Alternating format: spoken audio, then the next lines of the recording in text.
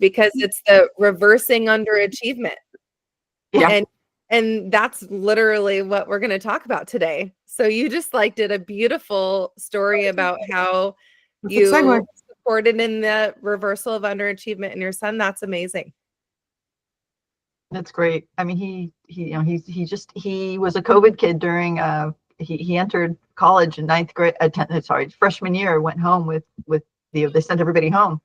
And so he just didn't have a great college experience. So then he came home and he was completely burnt out, and he's basically sat, at home for a year and a half, just kind of regrouping. So it's been wonderful now that he's accepted to these 2 PhD programs, and we'll see what happens.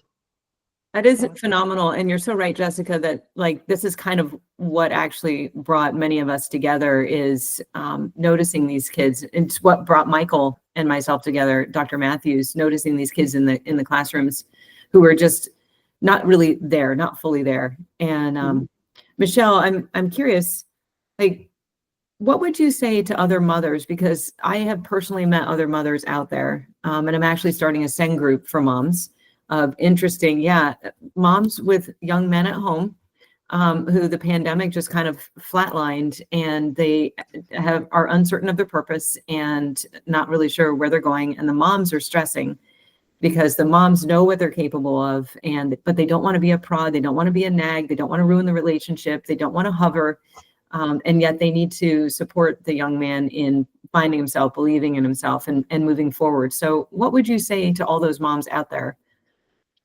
Oh, wow. For me, it was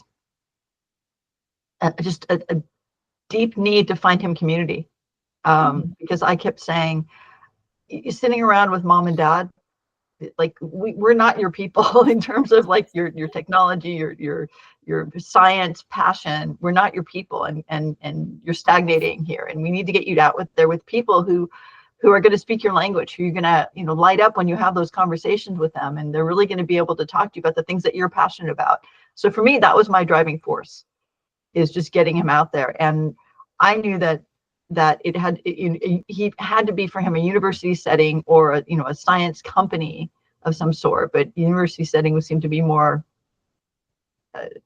approachable, and just getting him out there with people who are obsessed with the things that he's obsessed with. So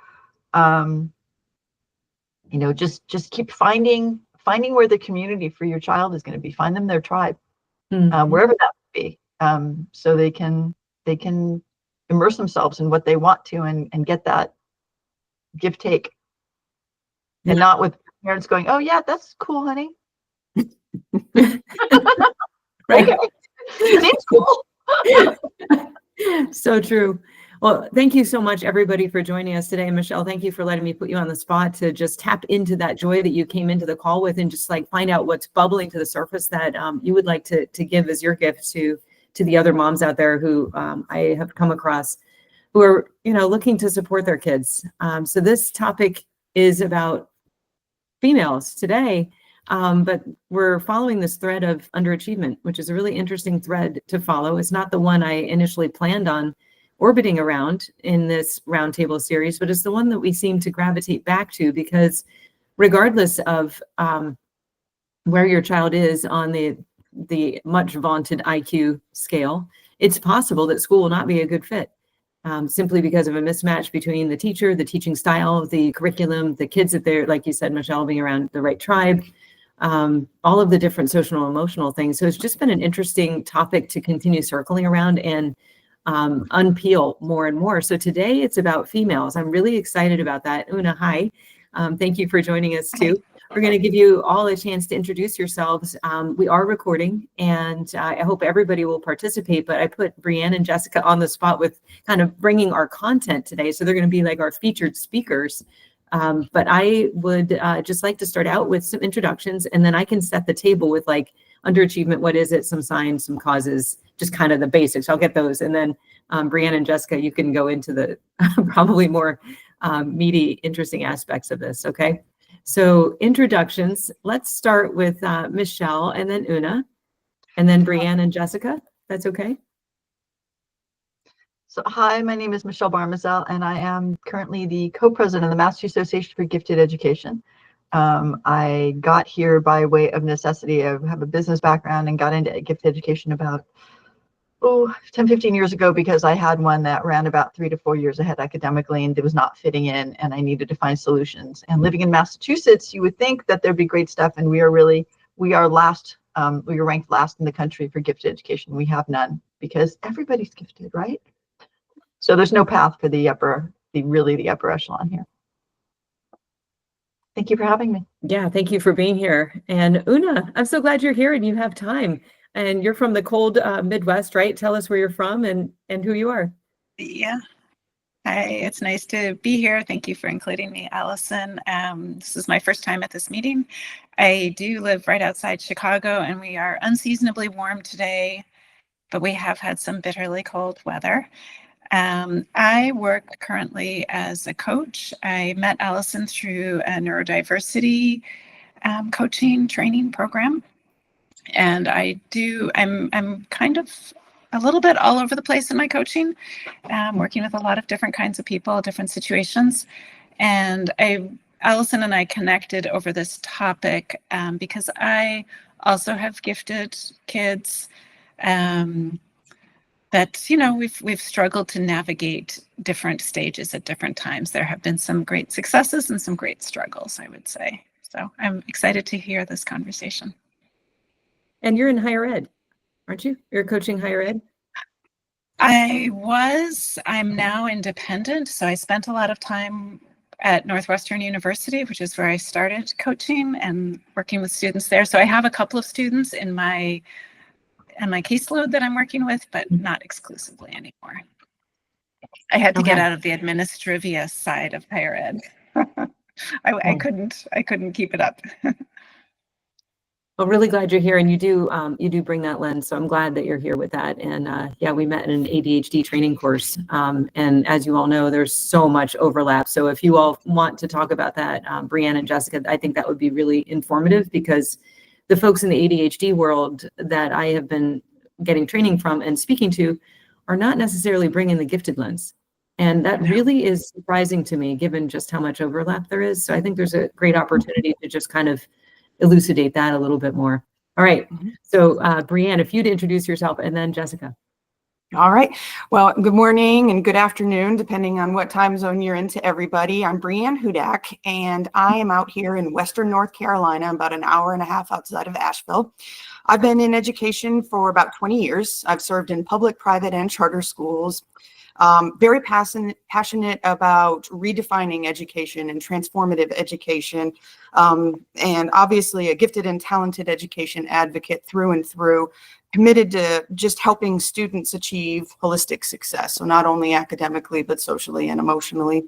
Roles, I've had quite diverse roles. I've taught preschool all the way up to 5th grades. I've taught gifted and talented single gender females. I've taught STEM and design engineering, global studies, theater arts, and then I've also worked as a student activities director, curriculum and instructional specialist, dean of students, assistant principal, K through 12 school leader, and an adjunct professor. And I'm also a certified educational coach and consultant, a current doctoral student of educational leadership, actually focusing on addressing underachievement through educator training and support, and an educational entrepreneur, starting a school for the gifted and talented out in my area. Also a professional member of North Carolina Association for the Gifted and Talented, the National Association for Gifted Children, World Council for Gifted and Talented Children, the Council for Exceptional Children, and SANG, serving as the North Carolina State Liaison. So yeah, glad to be back. SANG. Yes. And Michelle, you are a SANG certified facilitator as well, aren't you? I am not. I'm a huge fan and I'm very involved in SANG, but I've never gotten trained. I've been wanting to. Okay. Well, cool. Something else you can tuck away when you're looking for something to do. So great. Brianne, thank you. SANG, I should just note, is supporting the emotional needs of the gifted in a fantastic organization. And I'm a fairly new facilitator for about a year, and I'm running second group now for parents of gifted and 2E kids. And then this new group I'm starting with my co-facilitator, Jennifer McKendry, will be in March, and that's for parents of gifted 2E young adults. All right. Jessica, so glad to have you here. Jessica Zimmerman, not Roberts. Yes, Zimmerman. That was the maiden name. So married name Zimmerman. Thank you for having me. I'm here in Arizona. I actually am a gifted coach, instructional coach in South Phoenix, but I am also our state gifted network's vice president, president-elect for AAGT here in Arizona. And you know, my experience was I was a general education teacher about 15 years ago. Had some twice exceptional and gifted kids in my classroom and realized I did not know what I was doing with them. So I sought my gifted endorsement. It was then that I was identified by the gifted coordinator in the district of, Jessica, there's no way that you're not gifted, but you're probably an underachieving gifted. And she started rattling off, you know, all of the things. And I go, God, that seems like you were there in my childhood. And so it was like an identity shift for me. And so I said, you know, I want to do this full time. I transitioned into gift and resource and was a gifted resource teacher for 5 schools, traveling a school a day. And it was rough, but I did that for a little while. And then I transitioned to the instructional coach role where I supported with programming for my school and then also my district for a few years. And then I wanted a bigger impact. So I worked with my state network and got into AAGT. And I'm starting to do things, you know, my reach gets a little bit bigger every single year where I start to feel where the imposter syndrome, I push it off to the side and be like, yes, you can do this, you know, just do it. And so this kind of brought me here, and I connected with Allison because I'm working on networking through AAGT and just trying to bring awareness to the things that I feel like in Gifted Ed we've been talking about in our little silos for so long. And so if we can all come together, like Michelle was talking about with that network, you know, we'll hopefully be able to just be a louder voice than us sounding like a bunch of Charlie Brown voices to our little networks. And so thank you, Allison, for bringing me here. Well, I'm really glad you're here. You raised actually that identity question. And so perhaps you're the better one to talk about what is the gifted female underachiever like, and how many are out there who don't even know that. So I'm wondering if you'd be willing to share what came. Yeah. So, you know, I didn't really know what it was called growing up, but growing up, you know, I was a girl in class that did well on tests, but then not on assignments. I was like 0 for 0 on my school assignments because I didn't like to do fact fluency. I didn't like to do the spelling lists. I didn't like the books that they had us read, though I was an avid reader at home and had quite a library. And though I like to do research on my own, I would be found creative or, wow, she has potential in the projects they would assign. So when they assigned the create a children's book from scratch, those types of assignments I would do well. But then when it was, you know, do a handwritten essay, and I hated handwriting until I learned cursive, and then it sped up. And so then I could be faster because my hand never moved as fast as my brain was moving. So I hated writing until I learned that. And I just remember every teacher meeting with my mom throughout her whole life. And it was, she has so much potential, but she talks too much. Now I'm like, I talk for a living, so take that. You know, she has so much potential, but. And so that was just kind of my whole life of this message that I had potential, but they didn't see it in me. And, you know, paired with some trauma as a kid too, having abuse in my family. I always thought it was the abuse. So I thought, okay, this has had a negative impact on my schooling because, you know, I shut down in certain situations. And I didn't realize until I got older that it might have probably been some of my trauma, but a lot of it was how I responded as a gifted child without having her needs met. Because I came up through a lot of my upbringing as, you know, there are 9 types of underachievement. The one that I identified with is the rebel. So anytime a teacher would tell me something and they'd want to square off, I'd say, bet, let's go. And I, would make it my mission if they wanted to do the power struggle that I was ready to do the battle. And so once I saw myself in some of my kids, I understood, okay, that's what it is. It's underachievement. And what does it look like? And how do I fix it in some of my kids that I have now? And then I became a mom, and I have a 5-year-old son, and I'm just trying to make sure I don't see those signs. So I'm trying to do everything I can to keep the joy of learning alive. And so yeah, it's wild when you do research, it's about 30% of gifted women or gifted children are underachievers, and men are 20%. So boys are 20%. So it's not like it's still a little higher in the range, but it's just a difference because a lot of the times girls are internal with their underachievement. Boys are a little more external with their behaviors. So you can tell pretty outwardly on their face when they're not invested in something. Girls, it's a little more internalized. So except for me, I was very external in my fight. But I don't know. It was wild to kind of go through this because I didn't have a name for it until my 30s. That's really interesting. You mentioned the 9 types. I'm forgetting where to find that, and I can certainly Google it and include it in the notes later. Do you happen to remember which site where you found that? So I have a handout, and so I'll link the handout so you can Great. give that out.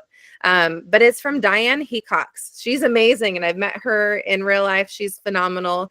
But just to kind of like go over a few, you can kind of infer what they are. But the conformist, the complacent learner, are ones that just skate by. They like that. The single-sided achiever, distracted learner, the victim, the struggling student, and the stressed learner. So those are just the names of some of the profiles. But I'm going to say the complacent learner is probably the one I see the most. The one that's like, okay, how do I get a C? Mm-hmm. I will make sure to do only whatever I can to have to get the C to put my bare minimum in.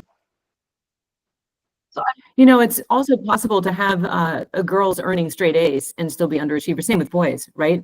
Earning straight A's and feeling comfortable there and feeling secure, like my identity is intact, and yet they're not challenged, but they don't know actually where the ceiling is. Is that another kind of underachievement? I see Brianne. Go ahead.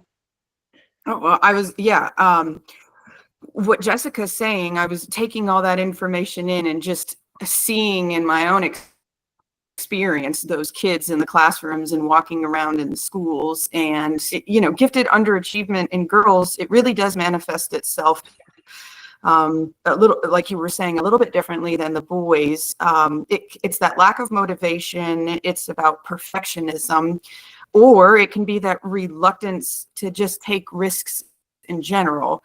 And what you really see is in early academic careers, these girls with high abilities and high potential, they struggle with perfectionism because they feel like they have to be on that pedestal to be the best, or be the best at something, or then it expands to I have to be the best at everything. And that pressure that they feel and that they put on themselves leads to the fear of failure and rejection. And it really does create a sense of being overwhelmed or feeling very unfulfilled in your life and not knowing what your identity really is. And so it's that skewed image of themselves. And in those transformative years, especially, girls are known to downplay their gifts and their talents because they are not comfortable with people seeing their true selves. And they even sometimes relinquish their passions. And they do that to literally fit into our societal norms and groups. And so they mask completely. And as we all know, if you're masking in your life and you're not being true to yourself, and the environment that you in isn't, just doing anything for you or making you feel good, then the downward spiral and negativity are going to become prevalent. And, you know, I've had many girls talk to me about how they don't want to be viewed as the nerd. They don't want to be viewed as different. And what they want is they want to feel pretty. They want to feel popular. They want to be trendy. And so being gifted and talented is confusing. And it feels to them like, we kind of brought it up earlier, like you're suffering from imposter syndrome and you're struggling to find these paths that bring you true happiness and success.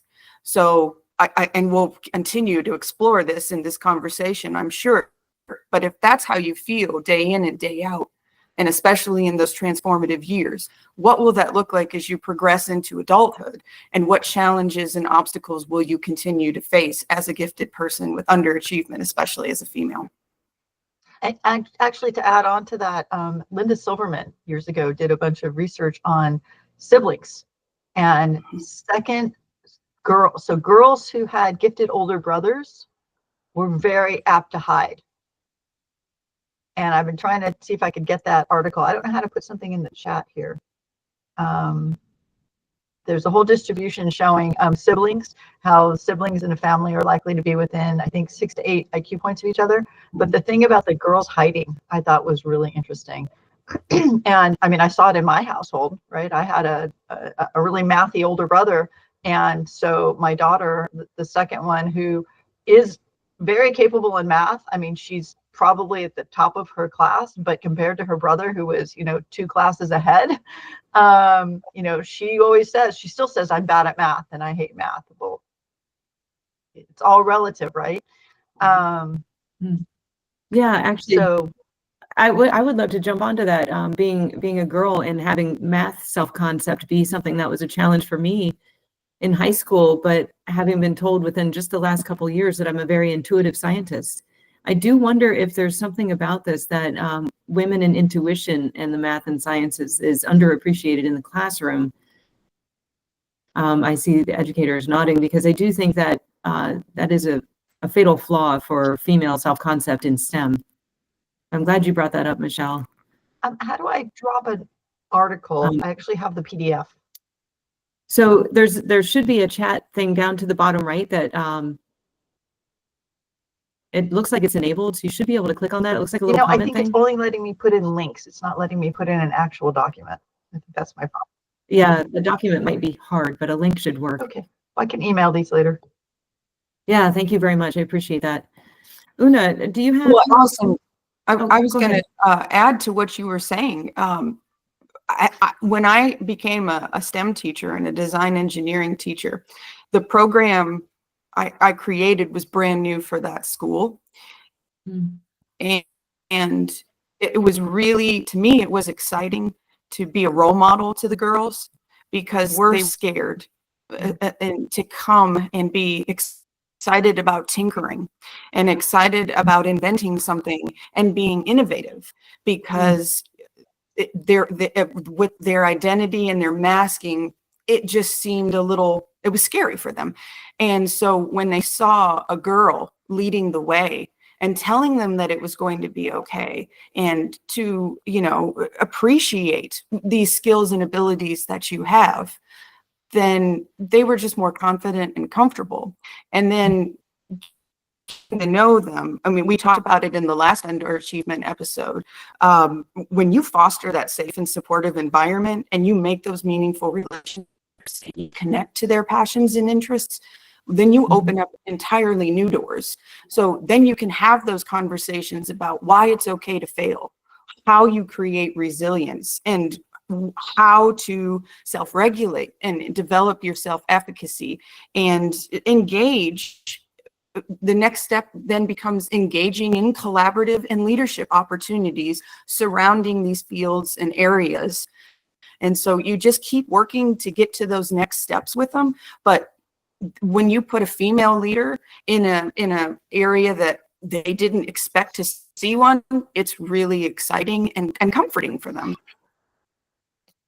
That's such a good point. I'm so glad you brought up self-regulation, and also thinking about the female leader. That comes up in the boardroom too. Having females in the boardroom means that people are more likely to be able to collaborate and have diverse opinions and have more conversation. I even think I've read more diverse viewpoints are conducive to more innovative solutions. So it is important and interesting to think about putting a female in the lead to set up that kind of culture in the classroom as well.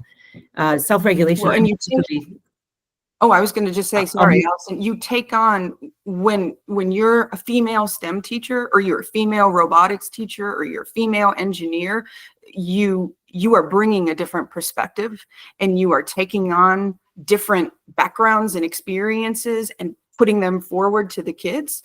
It's a game changer. It's a game changer because you're waking up different senses and modalities and ability feelings that they might not get somebody else with leadership position. So true. And you were making me think about entrepreneurs. You're both entrepreneurs as well. So the female entrepreneur, I think you were talking about in the early career, female professional, this can all come up again. And I'm seeing that in my coaching work with the women who are, starting businesses or expanding businesses, and that imposter syndrome, that perfectionism, that fear of failure, and just the getting started, just doing the one thing. They know they can cognitively, but there's something in it that's holding them back. And it is really interesting to think about how we in schools could start to foster an environment where we can handle failure, where we do have that resilience that you were talking about, Brianne. And the self-regulation is an interesting thing because and maybe you can speak to this, Jessica, for gifted kids and ADHD kids, that emotional regulation, the self-regulation is a big part of the challenge of managing all that comes with being gifted. And it affects learning. So I have an interesting PDF too, Michelle, that I'll be sending around that talks about self-regulation in the kind of the SEL way that we know it, but also as a learner. If we can't regulate ourselves, it makes it difficult to have that metacognition to allow ourselves to keep learning and develop lifetime expertise, which I hadn't really extrapolated to before. Yeah. So something I kind of think of is, we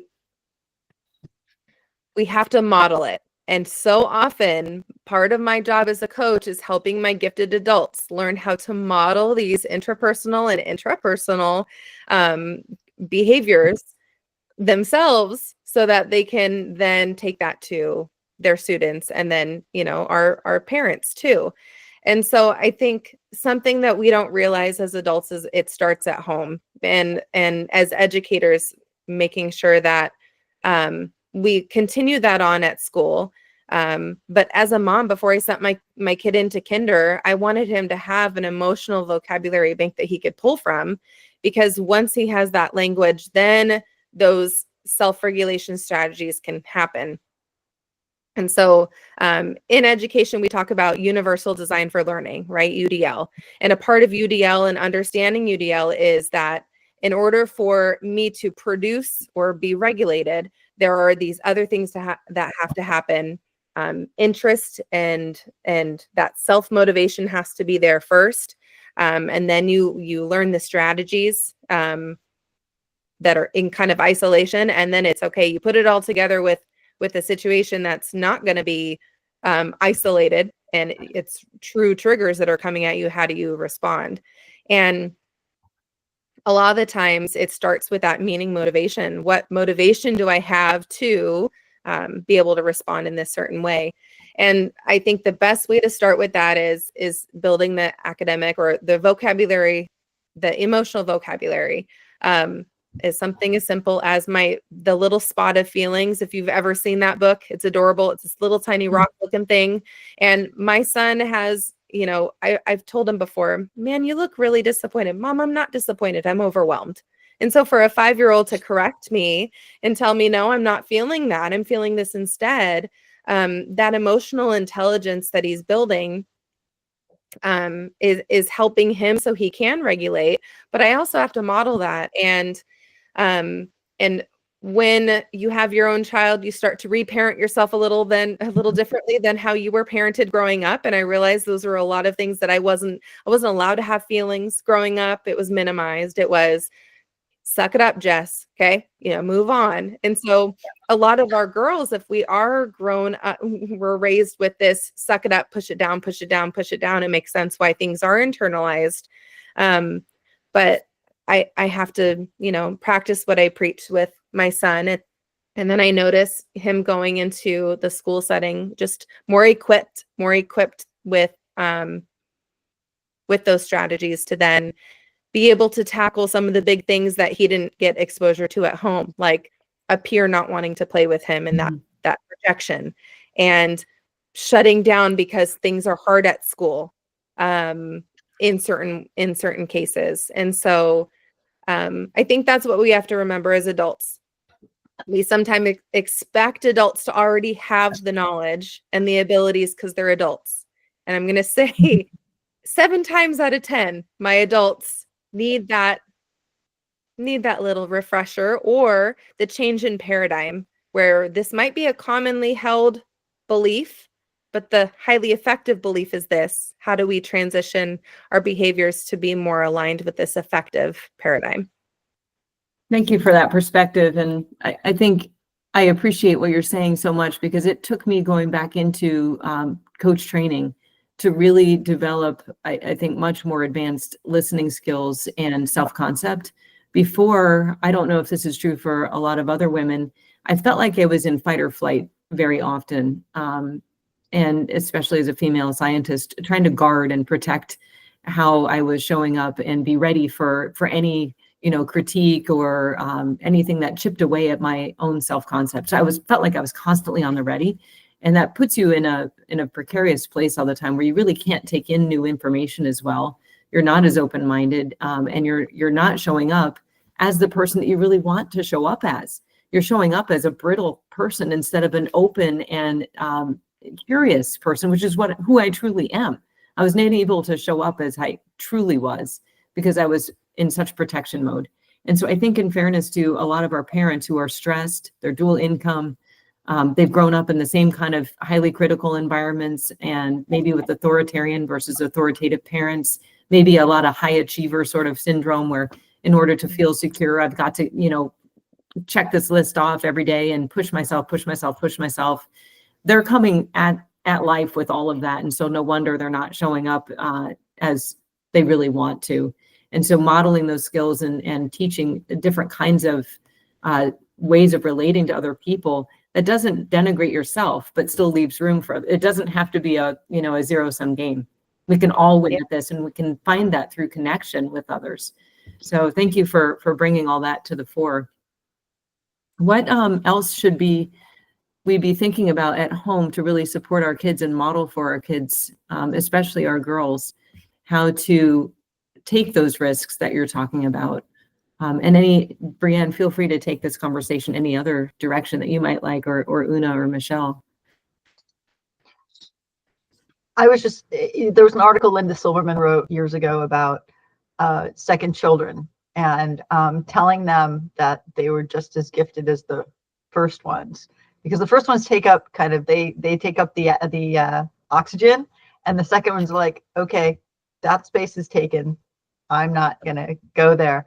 And there was this part in her article where she said, telling these people, even as adults, some of them as adults, learning that they were just as gifted, or that they were gifted, changed their whole outlook, and made, they would always think they were the dumbest one in the family, therefore they take that out and go think they were the dumbest one at the office or in their work. And just having the message that, no, you're actually just as, fill in the blank, was life-changing. So I think sending the message to our girls, whether they're the firstborn or secondborn or wherever they are, but just letting them know that they're just as capable as anybody else, just as capable as the boys, I think is a really important message for them as a young person. Telling that to my daughter, that she was just gifted in different ways. The biggest thing for them is all 3 of my kids are Davidson kids, and knowing that when all 3 of them got in was huge. Mm-hmm. Totally changed my daughter's self-perception. I was going to add to that. It's all about the language you use. So Michelle hit it. It's the language we use as parents. oftentimes we don't realize we're praising their ability and not their effort. And so, if you're going through life and saying, and it's not just us, the expectations are also set because of other people, the grandparents, which of course, they're going to say, my grandson's so smart. It's like but then the person on the street that, catches your 5-year-old talking, they go, wow, he's so smart. And he hears or she hears, you're so smart. You're so smart. And instead of, you worked really hard at that. And so they just pop out thinking, I'm so smart. And no matter what I do, I don't have to put much effort. It is who I am. And so if we just fixed our language, because if we have some difficulty and we fail because we've been smart, the signal to us is, I'm not smart. If we difficult and then we fail, but I've been told my whole life, you tried really hard and you didn't give up. It's a different message. It's okay. I need to not give up. Did I give up a little bit? Okay. Can I try again? What else can I try? The grit is so important. Yeah. So is marrying that language with science, because with science and the thinking process and design and struggles and failures, you have that language already being used and embedded in those careers and those fields and topics and subject areas. But it is when you highlight that for these girls, again, like we've talked about, how you can be in those areas, you can thrive in those areas, you can try in those areas, you can test the waters, so to speak. When you put them in those positions, then out comes leadership, out comes empowerment, and out comes, just out of the language and the settings, out comes a feeling of unlocking the full potential. And I have my tools, and I have my resources, and I have my mentorships, and I have my passions and interests aligned to something now. And now I have purpose, and now I can move myself forward. And I was thinking, when you ladies were all talking too about twice exceptionality and how that comes into underachieving females, because there is a collaboration between those on the spectrum and giftedness. There's a collaboration, you touched on it, Allison, of ADHD or ADD finding its way in the gifted labels. And so what we have to do for those girls is help them navigate those different challenges and obstacles that they face, with first providing a name for it and a deeper understanding of it, and then saying, this about yourself, and there's areas for you to improve, and there's, again, these opportunities that we're discussing for improvement, but you focus on your strengths, and you will see that these other things will kind of, again, come into play, and you'll be able to discover and explore and navigate at different levels than you did before. So I'm excited where now when I go on social media, I see girls saying, in my 30s, like you were talking about, Jessica, in my 40s, somebody finally said, have you heard of autism? And I looked it up and it was checking the boxes for me. Or ADHD, okay, that's checking the boxes for me too. And once you find, again, yourself and your identity, you are so much more empowered and in a good state to do more. And I wanted to touch on parenting a little bit more. I made some notes before our call as well, because any parents out there listening may wonder, I'm finding it, at least there's a struggle with younger parents from my perspective, leading a couple groups. Those of us who grew up with authoritarian, kind of strict parents, kind of my way or the highway a little bit more, have swung the other direction to a bit more of the permissive side because they want to go in the opposite direction of what they experienced as a kid. Now we are really, like you were talking about, Jessica, providing our kids with emotional language. We're much more in tune to our emotions. We're finally able to talk about emotions, which is not something we really did in my generation. I'm in my 50s. So I find parents are grappling with, well, where do I land? Where I land, the research suggests, is authoritative, not authoritarian, not permissive, but authoritative. It sounds too close to authoritarian for my taste. It's too hard for us to figure out where that actually is. But what it means is it's providing some boundaries, but choice within the boundaries, providing the secure attachment that I think one of you talked about, consistency too.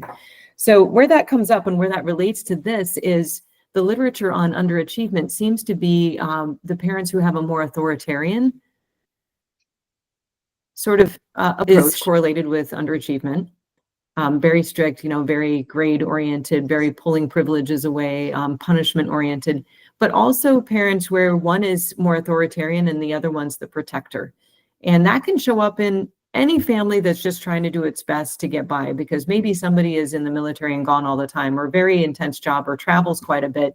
When they come back, do they really want to be the bad guy? No, not so much. So the one who's doing most of the parenting, maybe it's someone working from home, but also the primary caregiver, is having to be more of the authoritative parent. That can provide inconsistencies parent to parent, and that can be confusing for the kid. And so that can lead to underachievement as well.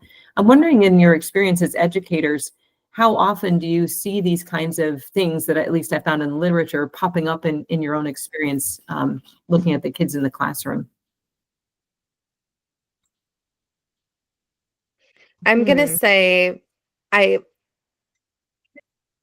researched when I became a mom, because dad is very more authoritarian. And so I was like, how are we going to co-parent where my kid's not going to be confused?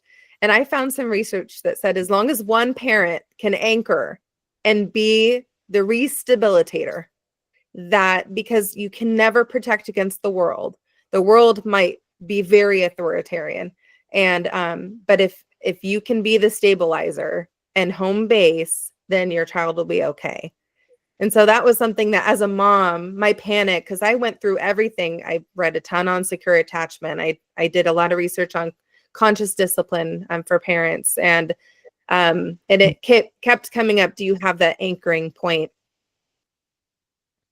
And so I think if what I see in my kids, as long as they, even as educators, if I can be the other voice to the other side, I can't eliminate all the voices, because they're going to have access to all sorts of parenting styles. They're going to have access to previous teachers and what they've said.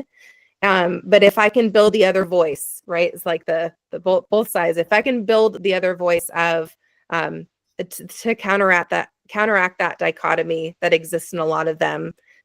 Yes, it's true, we want to achieve, but you don't have to be perfect. You have permission to not be perfect. So I think that's the big piece of just making sure that you're the voice. And it's hard to really understand that until you give your students a space. I know you were speaking to creating that culture of safety so that kids can talk about it. And Michelle talked about that community. Oftentimes, in a traditional school setting, you have one or two gifted kids in a class. Usually they separate them because everybody has to be fair, right? Like, split them up.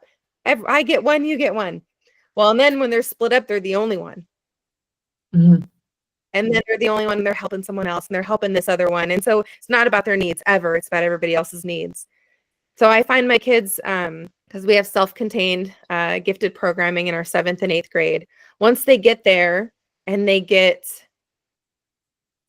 I wish it was before, just so you know, but so far that's what I could fight for. And so we have our self-contained 7-8.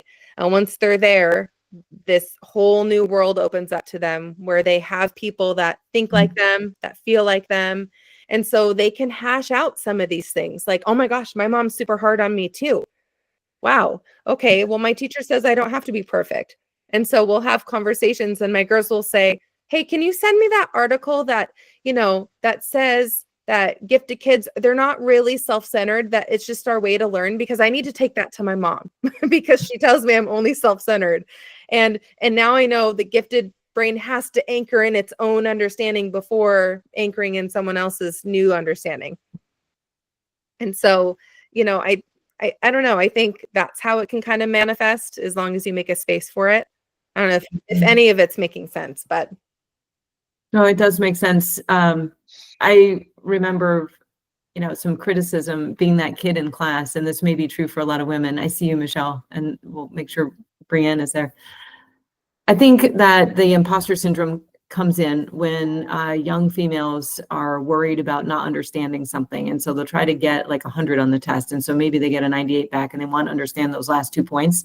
And it's misperceived as, and this gets to your anchoring in, I think, Jessica, maybe I don't understand the literature that you're referring to, but it relates to experiences that seem pretty common, where the young woman doesn't realize that she's actually coming off as very annoying and, super perfectionistic, when really what's underlying that is a deep fear of not fully understanding, and that'll bite her in the ass later, which was going on with me. I constantly felt that way, even in grad school, and I would work 2 weeks ahead in case I had a question or got sick, God forbid. I would have enough cushion to be able to answer my questions, which I knew would come up, because I was in a math field and didn't see myself as a math person. So I was way overcompensating.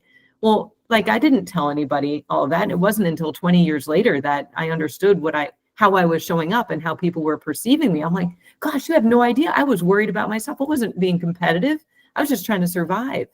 So it's very interesting how the psychology of, how we show up in the classroom and how we're coming across to other people. If we don't explain that, or we're not aware of what's going on, then people will be misperceiving the other women and maybe competing with them, or being resentful of them, not realizing that the poor woman is really having a lot of self-doubt driving all of that. So Michelle and Brianne. I had two things. One, Jessica, you were talking about separating the kids out. There's an article on hoagies by, was it Christina Alvarez, with a diagram that shows how gifted kids, kids with IQs of 130 and kids with IQs of 145 are spread out in a school. And so you'll get every class will get 1 or 2 gifted kids, but they never get to interact with each other. So that's defining the tribe, right? Every one of those kids feels like a freak in the classroom. Right. And then the other thing you were saying, and I'm to remember, is you were talking about kids in school, and what was a huge flip for me was when my son was getting into all sorts of trouble in 3rd grade, and we wound up hiring a specialist. We found the conference Beyond IQ, and I hired the gentleman that was running that, and he kept telling me, take him out of school, take him out. And I'm like, I can't take him out of school. How can you do that? He's like, Michelle, he's running 3 years ahead academically. You really think if he misses 3 weeks of school, he's going to get that far behind? And then we wound up taking him out the next year. Well, it took us a year and a half more. And all of a sudden, the whole flip of, instead of making my kid fit into the structure that they have created in the education system, in my state, in my area, I really want to take this incredible human being and make sure that whatever is out there is making him a better human being. And that was a huge flip for me. Instead of shoving him into that system, having the system be what's best for him. And if there were things in there that he was being taught that weren't working for him, then that was okay for him not to have to engage in that. And it changed our lives, really, on how we approach everything in education, everything. That's a great segue into what I wanted to ask Brianne, because you mentioned transforming education, and really, Michelle, you transformed your son's whole experience of education. It's a major mind shift for parents to realize how much power they actually do have, which has come up in previous roundtables, and we should actually talk about that sometime. Is just how much power parents do have to shape the learning environment, especially under the new administration. There's some interesting conversations around school choice that we could touch on in future. But Brianne, how are you looking to shape your school environment for these interesting learners? You mentioned 2E and really being excited to to think about how they can perceive themselves. What is coming up for you in this conversation about what you're designing in your independent school? I'm excited to hear about that. Well, Michelle, can I take what you just said and snapshot that and put that right outside my door? Because I was smiling so big when you were saying that, because the shift that I had in education from the administrative and educator experience, and then over the years deep diving into gifted education and twice exceptionality, and especially underachievement here, was so many kids feel like the square peg in a round hole, and they feel that they have to go with the status quo of what a traditional school offers them. And if you are in the wrong environment, and if you are in the wrong place, and not around like-minded peers who, and as we can piggyback on the talk of community and parenting, if you're not with people and that support you and in an educational setting that gets you and allows you and gives you permission to go above and beyond, then you will underachieve, and you might not even know it. And my husband's a great example. We've talked many times as I'm designing the school about the fact that he was in a traditional school system, identified gifted and talented, probably could have gone a lot further, but the system stifled him, and it was very rigid, and it was hard to find people, educators, leaders, and stakeholders in general that heard and recognized gifted and talented learners. So I know that we're all coming from different places, but with Journeys, and the reason my school, Journey School for the Gifted and Talented, is an independent school is because I do not want to be held to traditional school standards. I want kids to get the opportunity to have those barriers broken down, to have doors open for them, to ask questions, to go deeper into content and understanding, and really personalize the learning, not just differentiate learning, but really personalize it to their strengths, to their passions, and to their interests. And I was saying to a parent the other day who's interested in enrolling their child at Journeys, this parent was very emotional, Michelle, kind of a story, similar to what you're sharing. Their child is an underachiever. Their child has never been given opportunities in school to go further, but at home they're so precocious. They're eating books up, they're diving into everything they can on National Geographic, and they're just thirsty for knowledge, and they need to be shown that it's okay to get that knowledge, and that there are places for you to deep dive and be challenging and push you to that limit, and then support you to keep going forward. And I think, piggybacking again on parenting and accountability, Allison, to your question, it's about, first off, it's awareness. It is the information on your child, or getting the information, as Jessica even talked about, to your child, and helping them build that language about themselves, and taking that deep dive into the individual and their characteristics. So really helping people become informed and aware is huge. Then comes advocacy, because with the right tools and knowledge, you can go and find a school that will suit the needs of your child, or you can advocate better in the school that your child is in by bringing research forward, by saying, I've taken the deep dive, I have these conversations with my child, I can help you. And, it's a facilitation rather than this combat between schools and parents. And then last is accountability.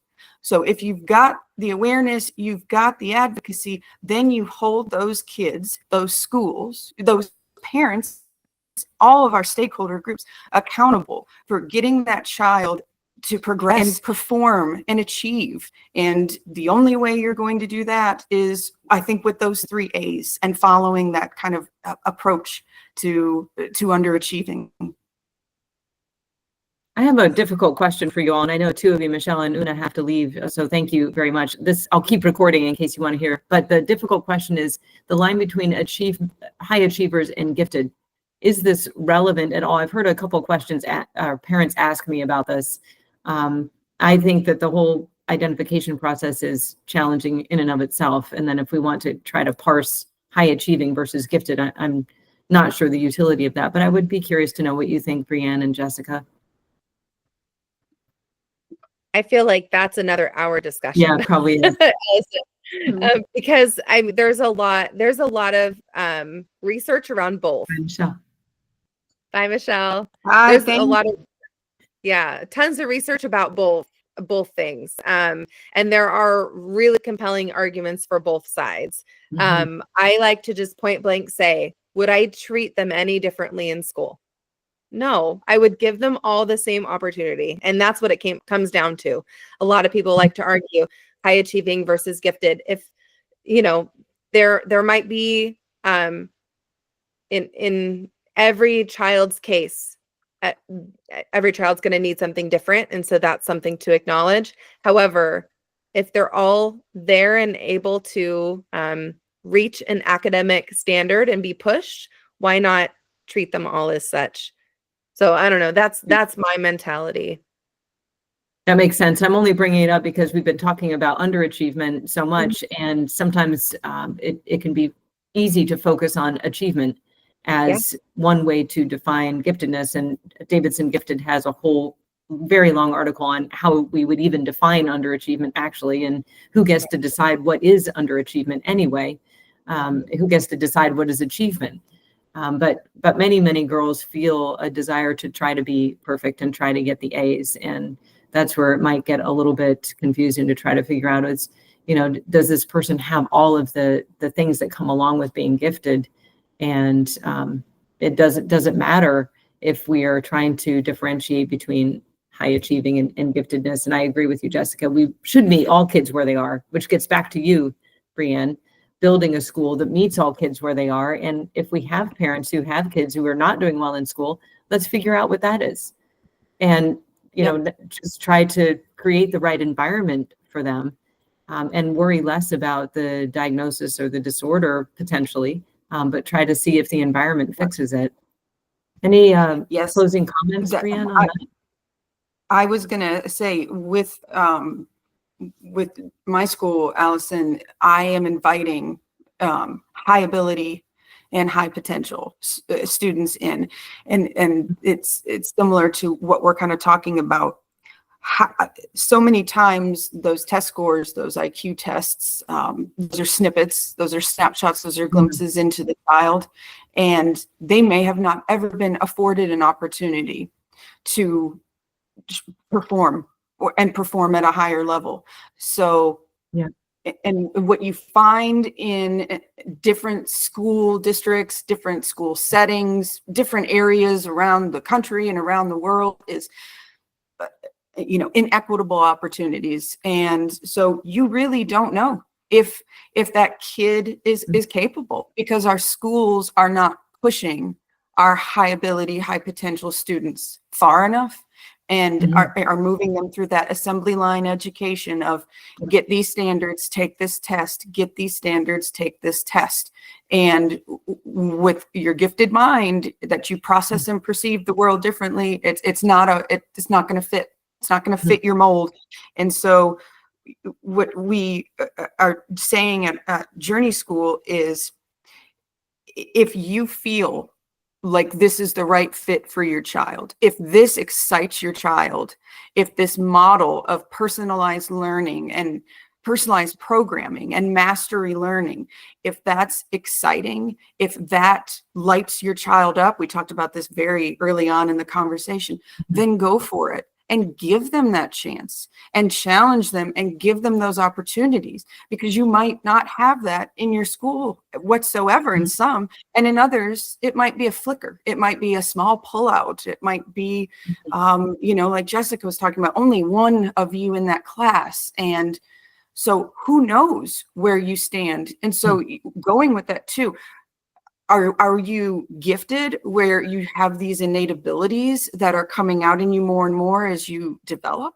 Or are you focusing on the talent development side where you've probably got some amazing things just sitting here festering inside of you, but we've got to get them to come out. We've got to grow. We got to fire you up. We've got to light you up.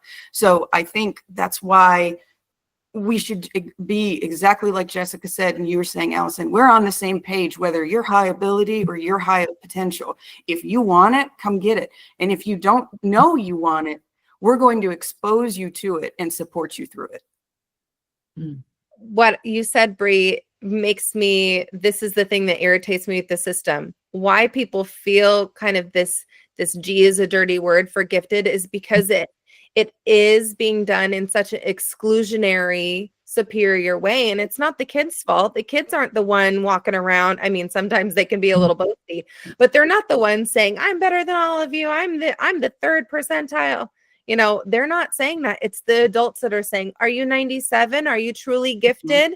And because of all of that, it's this like super high competitive. And then the one that's 96%, who doesn't get into the gifted program, are you saying they shouldn't get opportunity to be supported and accelerated and challenged? So that is a huge flaw with the system that the system's created. I 100% agree, because these tests are just not designed to pick that up. I mean, COGAT and many of the others are screeners used in groups. And I've seen kids who are 85th percentile and clearly highly profoundly gifted and did not do well on the test. And then this gets to the whole, you know, who are we not even identifying in the first place? And NAEP scores, right, just came out, and we're talking about how the nation's even further behind. No one's catching up. Well, what if those kids are actually gifted and we've dumbed down the curriculum, like we've watered it down since the mid 80s with No Child Left Behind? Now there's really nothing there for half the class to really grab onto. It's just, the system has gotten to an atrocious place, I think. And so we're not identifying as many kids as truly are gifted. We're not meeting the kids where they are, and maybe they're getting disengaged and bored. And that's why the NAP scores are in the toilet, because we're really doing a very job reaching most kids, even in the quote unquote bubble. I don't know. I just went on a rant that may not make sense. It's perfect. That is my soapbox rant, what we're getting into right now. And to go off of Jessica's too, you question, okay, what makes you, the people that create these tests and these mandates and standards, what says, oh, by second grade, that kid better be identified? What happens if they don't bloom because of whatever's going on in their life and they don't come out of their shell until 5th grade, 6th grade? But wait, you can't give them that test? So you're going to set them up on a track of failure or underachievement because the educational trajectory didn't meet what you're describing. That's a disservice, and it's shameful in our education system. And that was, a big reason what we're talking about right now. And I know we all get passionate and fired up about this because it's like, come on, everybody. If we're in this community, we get the gifted community. But when you're trying to advocate to others that are not as familiar, you're sitting there and saying, there are so many gaps. There's so many barriers and discrepancies that are out there. We have got to stop putting a cap on these kids and remove that cap and say, talent development can come at any time. Giftedness is going to show itself. Just stay with those kids and talk to them and use those best practices and listen to the educational research that's out there about your brain research and your neuroscience and how these things go. And I feel like we just keep pulling further and further back from meeting the needs of our students.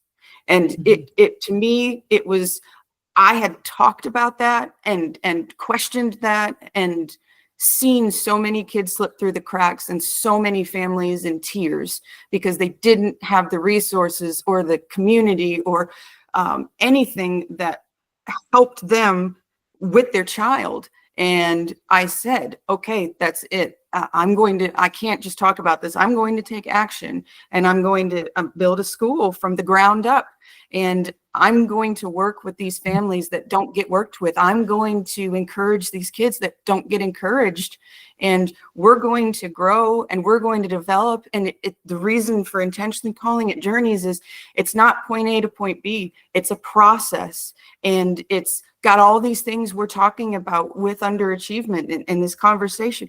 It's got failure. It's got success. It's got resilience. It's got self-efficacy. It's got building the community. And so when we take all of this, mix it together, we have a recipe for creating confident, happy, and successful kids that want to solve problems and make a positive impact on the world. That's awesome. Jessica, you looked like you had something to say right in the middle. No, I'm going to say it's the stuff that makes me excited because of what she's able to do, but it makes me sad that she has to do it because you know what I mean? Because I would say, like, I want this school she's talking about, I want in every district, and we deserve our kids to have access in every district. And you know, our systems and structures they're just not, the systems are not coming as fast as the needs are. And you know, we still have a very heavily referral-based system for qualification where a teacher acknowledges it and then the student is tested. Well, 70% of teachers aren't trained in identifying or supporting gifted children. So you have only 30% that even know what to look for.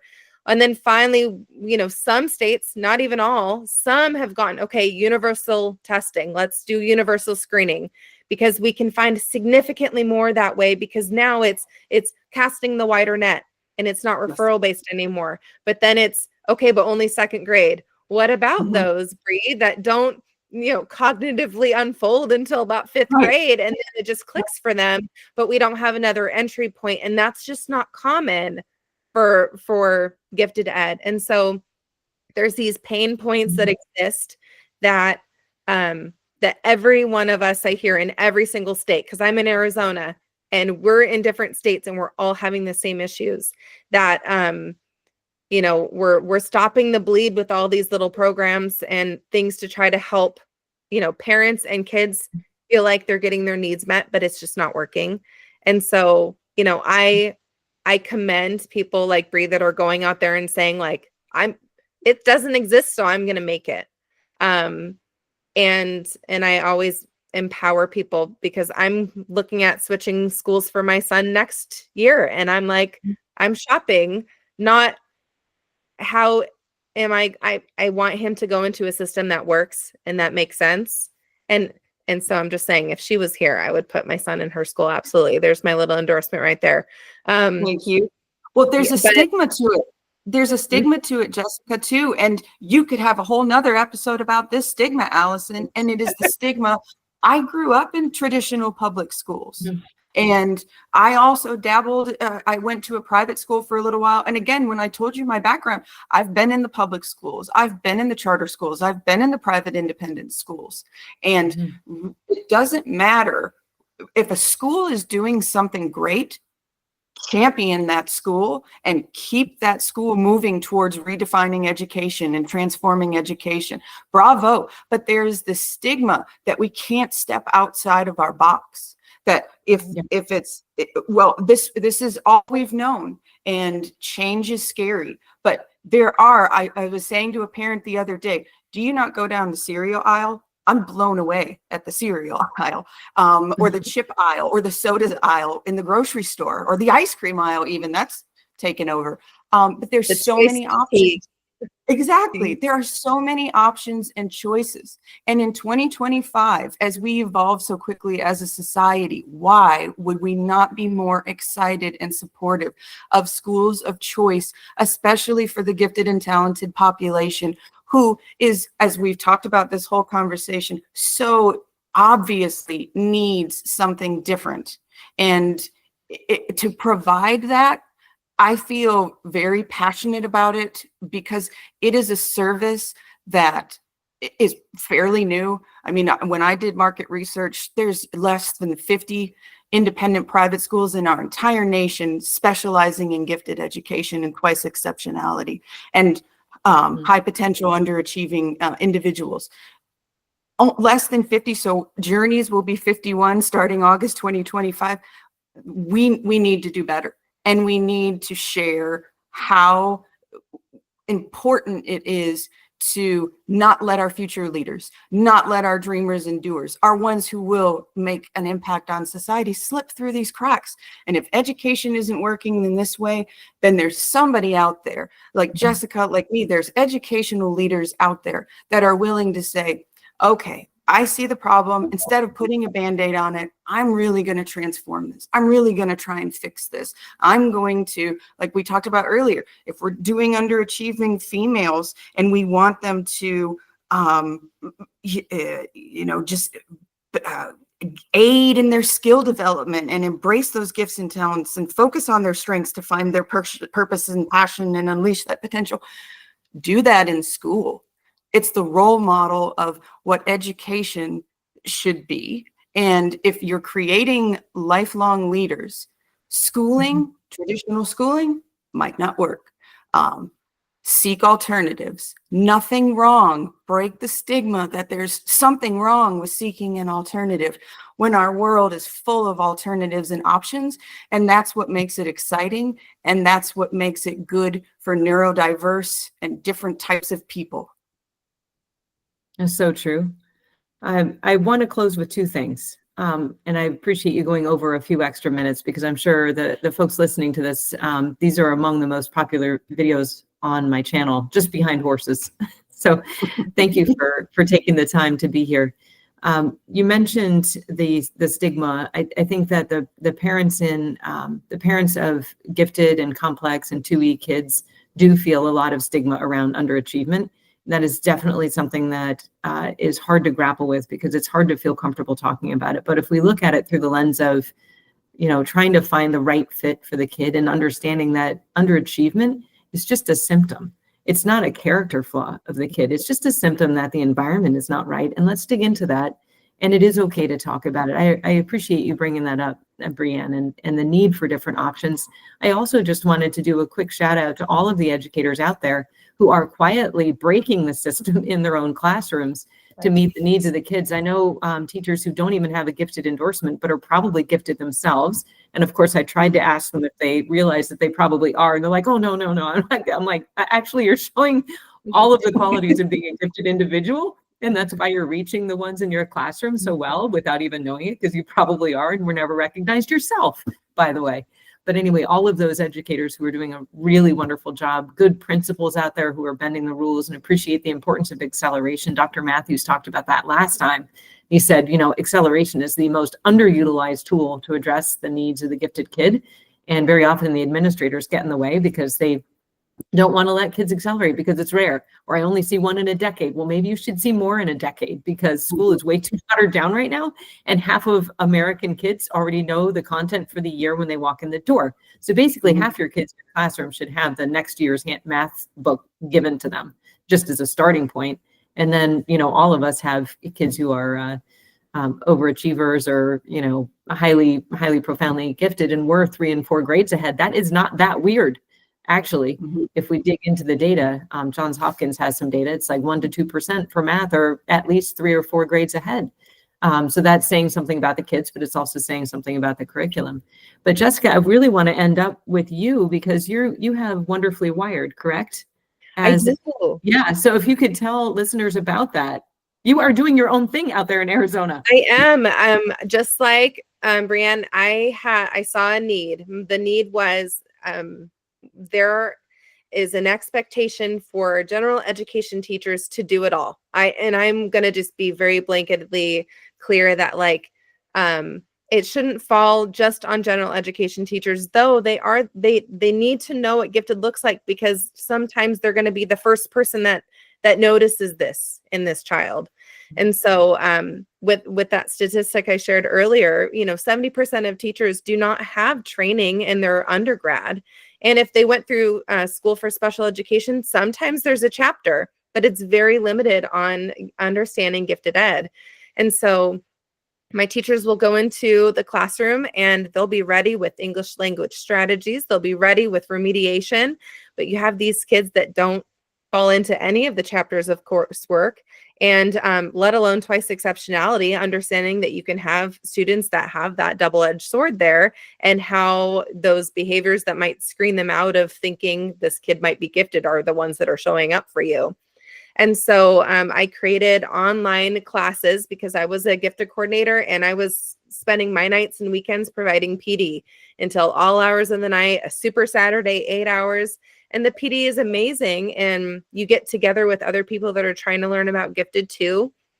And it's quality, it's assignments, it's discussion, it's being provided with the strategies that our gifted kids should be having access to. So you become a practitioner because you're learning that.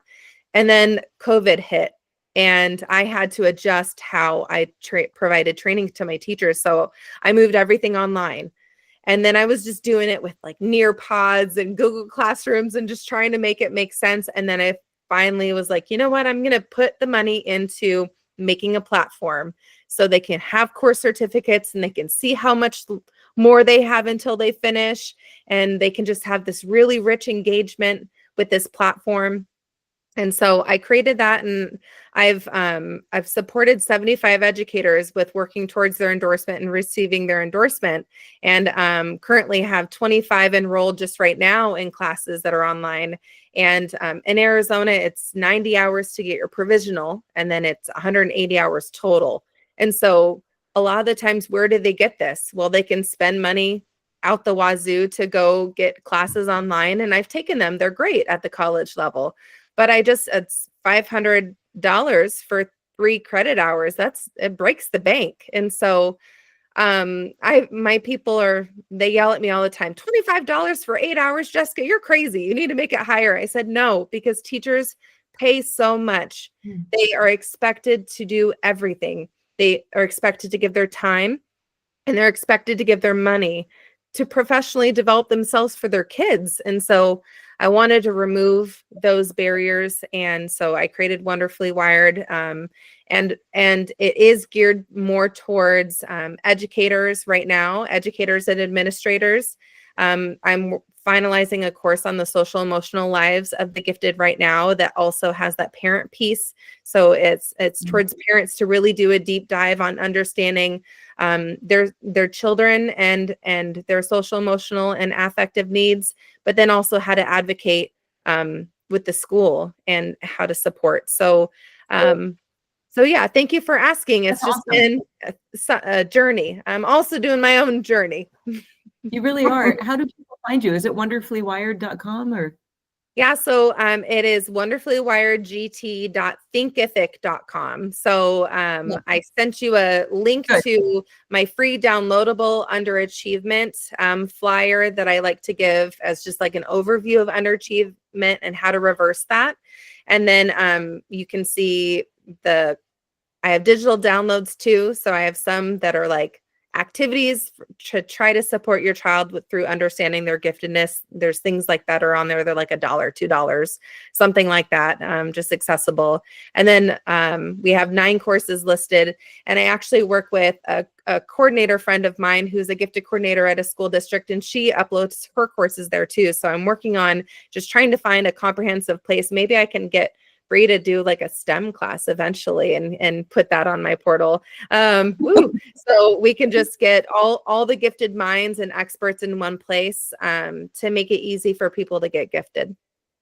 So this is credit continuing ed for educators to get their gifted endorsement in Arizona. Is that right? Yeah. And a lot of the other states, because I have people from around the nation taking the classes, I tell them, make sure you check your state organization to make sure, but we align it with NAGC teacher preparedness standards. So it's aligned with NAGC, and through my own work, making sure that it aligns to literally everything it could within the state level. But a lot of places and states will do the continuing education credits for also professional growth for your district. So there's a lot of ways that it benefits you, not just in the sense of growing your own mind, but being able to apply that to teaching profession in a way that that also impacts a very underserved population. That's awesome. Thank you so much. You both stayed over, but I'm really glad you did, because you both talked about, right, your school, Brianne, that you're building and why, and the passion behind it and the need that it's filling. And maybe you're going to inspire some other people in other areas to go ahead and build, school number 52, 53, 54. I have actually my co-facilitator, Jennifer McKendry, really needs to do that here in Virginia Beach because she's phenomenal. And Jessica, thank you so much for talking about wonderfullywired.thinkific.com. We'll get the link in there, but I think I might have gotten it. The take home here is look at what the two of you are doing, and look at everything that's possible for women who are gifted, maybe just figuring out that that's part of their story, maybe identifying it in their young ladies in their classrooms or in their families. I look around me now with kind of a wider angle view of what giftedness looks like in young girls, because I didn't identify as that when I was young. So it's very interesting to walk around the world and just, interact with different people and be like, I see that idiosyncrasy there, or I see that, I was just thinking about this morning, getting ready for our call, when I'm talking to managers and they're talking about somebody who's really a challenge to work with. Now my thinking is that person could be gifted. Let's not think of them as like a personnel challenge. Let's think of them as like they're a disruptor, and for good reason, because nothing has really worked well for them their entire lives, and they've just had it, and now they're going to think differently, and it's showing up at work. And how can you really use that to your advantage? How can you be the first manager who has actually spotted talent and put it to use in that person's entire life? What if you were that person? What would it unleash in your group if you were that person for your group? So thank you for inspiring us and for having this conversation. I really appreciate the two of you. So glad to have you both here. Thank you so much, Allison. You are a truly amazing facilitator. And it's been wonderful to have a conversation. I think we could probably talk for another 8 hours. We could, but we all need to eat and do things, right? Yeah. Well, thank you. I'm going to hit stop on the recording, and thank you so much. Thank you.